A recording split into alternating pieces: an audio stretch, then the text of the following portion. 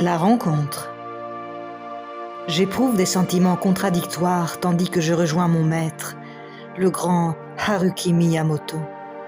Joie, honneur et anxiété aussi, parce que c'est un homme qui fait autorité, puissant et souvent indéchiffrable. Je le crains autant que je le respecte.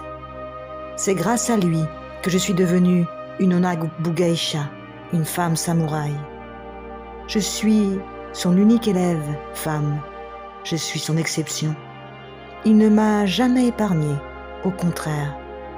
Il a exigé de moi plus que tous les autres samouraïs, parce qu'il savait que personne ne m'aurait jamais fait de cadeau ou qu'il y aurait toujours eu de la méfiance, voire du mépris envers moi. Pour être prise au sérieux, j'ai dû m'entraîner plus que les autres. Haruki Miyamoto est le fondateur de cette Koryu. Il n'a pas d'égal dans le maniement de l'épée, la katane. Je combats à ses côtés dans les batailles. Nous sommes au service du 15e shogun, Tokugawa Yoshinobu. La famille Tokugawa est une famille puissante au Japon.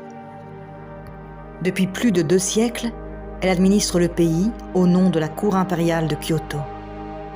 Je ne vois pas mon maître depuis des semaines, parce que durant notre dernière bataille, je suis restée gravement blessée, j'ai même failli mourir. Je longe le ruisseau entièrement recouvert d'un manteau de glace.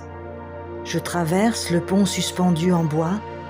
Je dépasse plusieurs pavillons de l'école.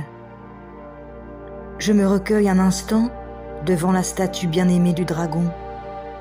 Il n'y a aucun bruit, à part celui de mes pas feutrés sur la neige.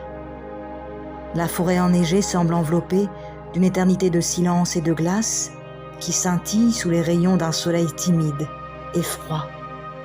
À quelques mètres, le temple, le chêne pluriséculaire et lui, debout. Je m'approche et au fur et à mesure, je m'aperçois qu'il a les yeux rougis. Il me sourit, m'ouvre son manteau et instinctivement, je me niche dans ses bras. Il me serre très fort contre lui. Je ne m'attendais pas à un accueil aussi intime. Je crois même que c'est la première fois. Il me murmure « Ma fille ».